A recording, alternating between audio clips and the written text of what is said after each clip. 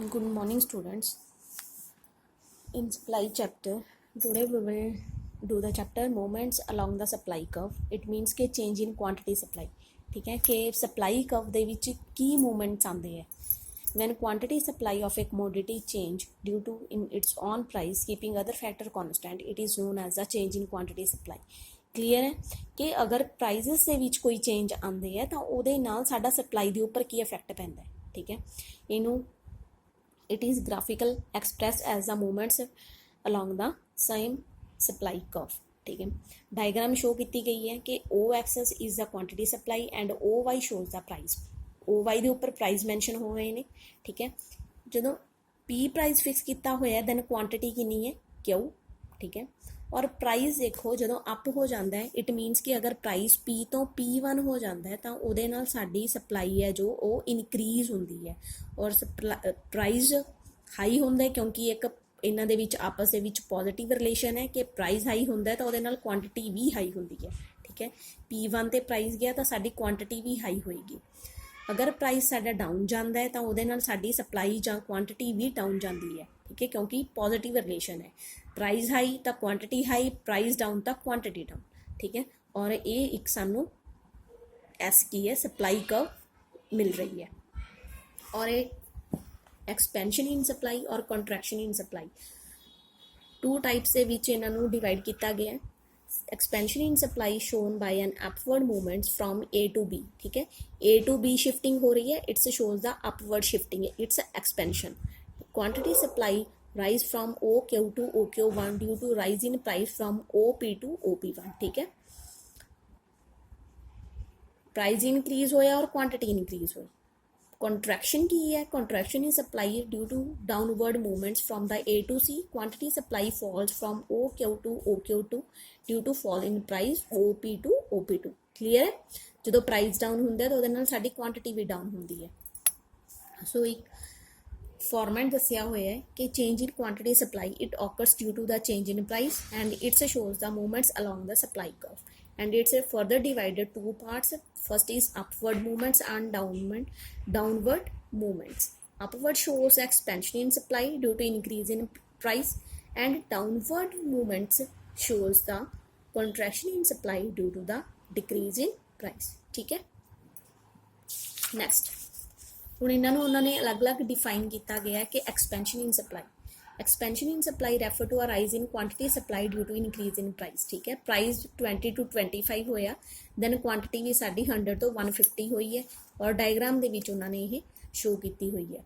Contraction ते expansion हुण उन्होंने अलग-अलग जिहड़ा है डिफाइन किया हुआ है. कॉन्ट्रैक्शन दे विच की हुंदा साडा प्राइस 20 to 15 गया और क्वांटिटी 100 to 17 गई. साडी डाउनवर्ड मूवमेंट नूं ये शो करता है.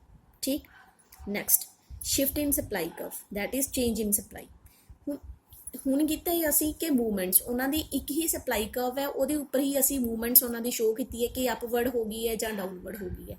Now we will do the change in supply curve. जदों चेंज हुंदा है supply curve is drawn to show the relationship between the price and the quantity supply of a commodity assuming all other factors being constant. However, other factors are bound to be changing sooner or later. A change in one other factors shifting the supply curve. ठीक है, हुण असीं shifting दसनी है.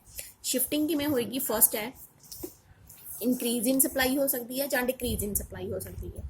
ठीक है, O axis shows the quantity supply and O Y shows the price. ठीक है, ਇਹਦੇ ਵਿੱਚ ਹੁਣ ਇਹ माइंड ਦੇ ਵਿੱਚ ਰੱਖਣਾ है कि अगर मूवमेंट्स हो रही है तो प्राइजेस ਦੇ ਵਿੱਚ चेंज आते हैं बट अगर शिफ्टिंग हो रही है तो शिफ्टिंग ਦੇ ਵਿੱਚ प्राइजेस कॉन्सटेंट रहता, प्राइस ਦੇ ਵਿੱਚ चेंजेस नहीं आते. ओ वाई ਦੇ ਵਿੱਚ जो साडा पी प्राइस फिक्स किया होया ये ਇੱਥੇ ही रहेगा. ठीक है, ओ पी ਦੇ ਨਾਲ ਕੀ ਹੁੰਦਾ है ओ क्यू ਦੇ ਉੱਪਰ ਸਾਡੀ क्वांटिटी हो जाती है. ठीक है, और साडा ये सप्लाई कर्व बनता है एस. बट जो शिफ्टिंग होंगी है increase in supply curve shown by rightward shifting in supply curve from SS to S1. Supply rise to OQ to OQ1 due to favorable changes in the other factors at the same price. ठीक है, कुछ other factors change होंगे ने but price साडा fix रहता है. ਉਹਦੇ ਨਾਲ ਸਾਡੀ ਜਿਹੜੀ ਹੈ सप्लाई कर्व है ये राइटवर्ड जो शिफ्टिंग होएगी it मीनस increase in supply curve. ਇਹਦੇ ਨਾਲ क्वांटिटी भी इनक्रीज होंगी है और सप्लाई कर्व भी इनक्रीज हो रही है. ठीक है, डिक्रीज इन सप्लाई कर्व की शो करता है कि प्राइस सेम रहता है, कुछ होर फैक्टर्स ने जिन्हों के चेंज होने सप्लाई कर्व के चेंजेस आते हैं और वो डिक्रीज हो जाता है, ਉਹਦੇ ਨਾਲ ਕੁਆਂਟੀਟੀ ਵੀ ਉਹ Q ਤੋਂ Q2 ਹੁੰਦੀ ਹੈ ਔਰ ਸਪਲਾਈ ਕਰਵ ਵੀ S ਤੋਂ S2 ਤੇ ਸ਼ਿਫਟ ਹੋ ਜਾਂਦਾ ਹੈ। ਕਿਉਂ ਸ਼ਿਫਟ ਹੁੰਦਾ ਹੈ? ਕਿਉਂਕਿ ਇਹਦੇ ਵਿੱਚ ਪ੍ਰਾਈਸ ਸੇਮ ਹੈ ਬਟ ਅਦਰ ਫੈਕਟਰਸ ਨੇ ਉਹ ਕੀ ਹੁੰਦੇ ਨੇ, ਚੇਂਜਸ ਹੋ ਰਹੇ ਨੇ। ਠੀਕ ਹੈ, ਔਰ ਇੱਕ ਇਹਦੇ ਵਿੱਚ ਟੇਬਲ ਮੈਂਸ਼ਨ ਕੀਤਾ ਹੋਇਆ change in supply occurs due to change in factor other than price।